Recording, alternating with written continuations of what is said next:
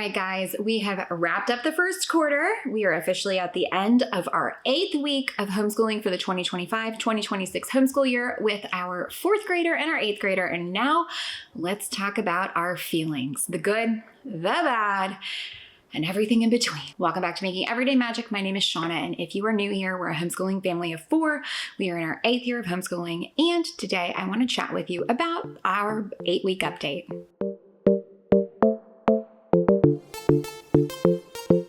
Guys, before we go any further, please scroll down, hit the big red subscribe button, turn on the bell for notifications, and give this video a thumbs up. As always, you can find me right on down in the comments or over on Instagram at Making Everyday Magic. Okay, guys, this is, as I've already said, our 9th year of homeschooling. We have an 8th grader and a 4th grader, and we have just finished our first quarter of the 2025-2026 homeschool year, and I can't even believe it. I don't know how we have already made it this far. These bangs are really stressing me out. But here we are. Okay, so I'm going to give you the good. The good is we are doing pretty well. The bad is we are having a little bit of struggle in like one area, but we're going to talk it through. Okay. I have my list of what we're doing in front of me just so I can give myself kind of a complete thought here. Okay, so let's start with what we do on Mom and Me Monday. You know, it's our group subjects. So we're doing Crash Course Geography, Black American History we're doing as a family, our Lego Science, and High Gatsby, which we're almost finished with. We are really blowing and going, and really, I don't know if my kids were just ready for this kind of new start. I don't know if our approach of less than is kind of helping us or kind of what it is to pinpoint, but it is going really consistently and really well, which is really great because that's something that we really struggled with in our last year of homeschool. We just had a lot of kind of life insanity happening at the same time, which thankfully, as of right now, has chilled. So I am really excited about that. But our subjects are going pretty well. I do know that we need to kind of ramp up how many Crash Course Geographies we're doing. We're currently doing one a week, which is not going to get us through. And other than that, we will finish High Gatsby pretty soon because it's only 12 lessons long. And then, which I will be sharing about that soon if you need to know it. High Gatsby, people always ask. Love it. I got really excited actually in this go round because it covers Matisse and it's got Woman in a Purple Coat, which is actually on display here at Museum of Fine Arts Houston, and we see it all the time. It's in my favorite hallway of Impressionists and Post-Impressionists, and I got really excited because I'm like, it's right there. We just saw it 2 weeks ago. Makes me very happy. So that is always really exciting for me when we can connect places we've been or things we've seen to the lessons we're learning. And it just, that for me is homeschool. That is just like that amazing sweet spot. So High Gatsby is going well. Lego Physics is another one that we're going to have to pick up the pace on, or Lego Science if we're going to get through more of the things. But so far the kids are really enjoying it. Honestly, quite a lot. Almost all the time they can finish a complete lesson in kind of one sitting session. Sometimes the lessons are, 90 or 120 minute estimate.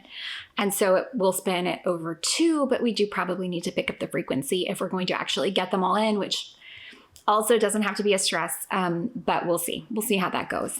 It's not like there's a subscription or anything, so there's no like time limit on that, which is good. So we can kind of use that indefinitely again, which is great.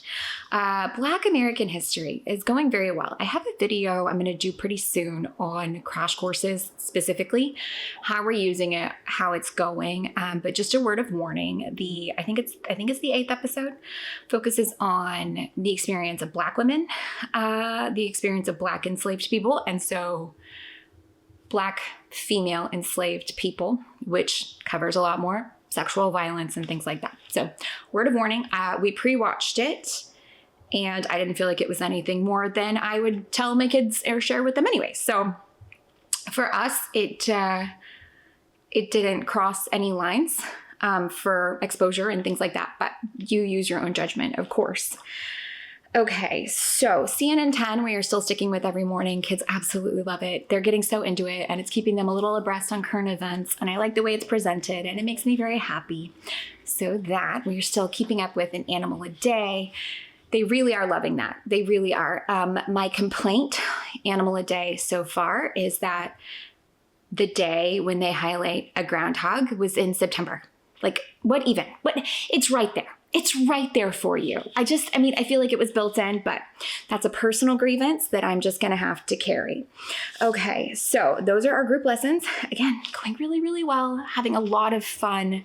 We're enjoying it very much. Let's do little kid, Michael Clay Thompson. We are getting into writing, formal writing. We're starting on that. It's going well. She's already finished Grammar Town, already finished Alice in Wonderland, already finished, unrelated to Michael Clay Thompson, the Evan Moore Animals a Day. So we're actually already have completed quite a few things. And we are going to move in next, I think, is Wind in the Willows for her reading. And she's getting more into writing and paragraphs and things like that. And so far, her Caesar's English vocabulary is like really good. Tests are really high scoring. She's also doing very well with fractions in Matthew C, which is awesome. Awesome, awesome, awesome. She is understanding how to get equivalents, and it genuinely impressed. But we have a test coming up because I think it's the first 8 lessons for the first unit test. So we've just finished lesson 8, which means we will have our first unit test next week. So we will see how that goes. Now, Michael Clay Thompson for my big kid. It is so meaty. So meaty. We just finished all of the reading to get all the way to the first assignment, which is single source, 3-page paper over single source of one source of fiction. So I think she's going to do Christmas Carol, and I'm excited about it, and she's excited about it, and she's thinking and working, and I'm very optimistic about how that is going. We might need a new plan for vocabulary just because there are, I think, 30 stems every single week. We are 7 weeks in. It is so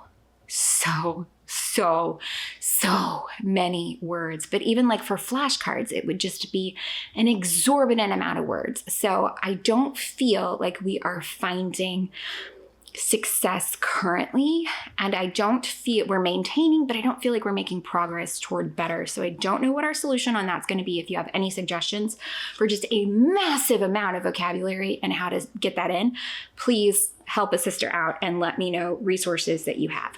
Her math, Dennis, and geometry, awesome. I'm so proud of myself because she had one lesson where she was a little bit struggling on transversals, and I helped with geometry, and more than just like, oh, you dropped a negative or positive sign, or oh, you didn't transfer that over right, but like with the actual math part. So I'm so proud of myself, guys.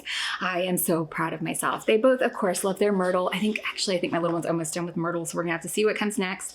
Little one doing her skill sharpener geography, absolutely loves that. I think that is everything for the little one, and I think that is everything for the big one. We also started our science class at Houston Museum of Natural Science. We've had one of them, and I am already knowing what I'm going to do differently next year. So that is kind of fun. I also want to get in those dissection labs next year for older kids. I'm going to do a better job of splitting our group into more specific age ranges, as well as limiting attendance further than the museum limit because it's just too many kids. So again, all good things, right? Well, not all good things, little struggles, little here's, little there's, but we're doing pretty well. We're having a great year so far, and I'm really excited. I do have more of the specifics coming up. I have already shared both levels of Michael Clay Thompson and both levels of math. I'm going to go back in and deep dive a little bit more on Michael Clay Thompson, probably the grammar and writing specifically, maybe for both levels, and we will share that. Now, other things I have coming up right around this video are free resources that I love, like my tried and true, the first places I go, but then also how I find them specifically, how I specifically find a thing when I start looking. I'm going to take you through literally what I do. I asked for suggestions over on Instagram. If you're not following me there, be sure to follow me over there so that you can get in on some of this stuff when I do ask questions. And I do have a monthly newsletter that you can respond back to and things like that. So please go, you can sign up for that. It's just www.makingeverydaymagic.com. I have a full website. You can sign up for the contact page there. It will automatically get you set up with that monthly newsletter. I've got links to every single thing that we are using. If you have any questions about what we're using this year, it's makingeverydaymagic.com/favorites. And I have links to everything we've used all the way back, I think, to 2022 or 2023. So everything is accessible. Everything is available to you if you have any questions about what we're using. And then of course, I've got the playlist for the 2025-2026 school year, as well as a 4th grade playlist and an 8th grade playlist. So if you have any questions at all, let me know. If you have any suggestions on this vocabulary and how to get that in, please, please, please help a sister out. And guys, yeah, I hope that you found any of this helpful, entertaining, or informative. If you did, please scroll down, hit that big red subscribe button, turn on the bell for notifications, and give this video a thumbs up. As always, you can find me down in the comments or over on Instagram at Making Everyday Magic. Please let me know either which pieces you want to see more of. I do intend to share everything as I am able and spread out over the year. And then also any suggestions for vocabulary retention would be amazing, as well as if you any questions about what we're using, anything that you would find helpful, but let me know. How is your new school year starting out? Are you having a good time? Are you not having a good time? How far in are you?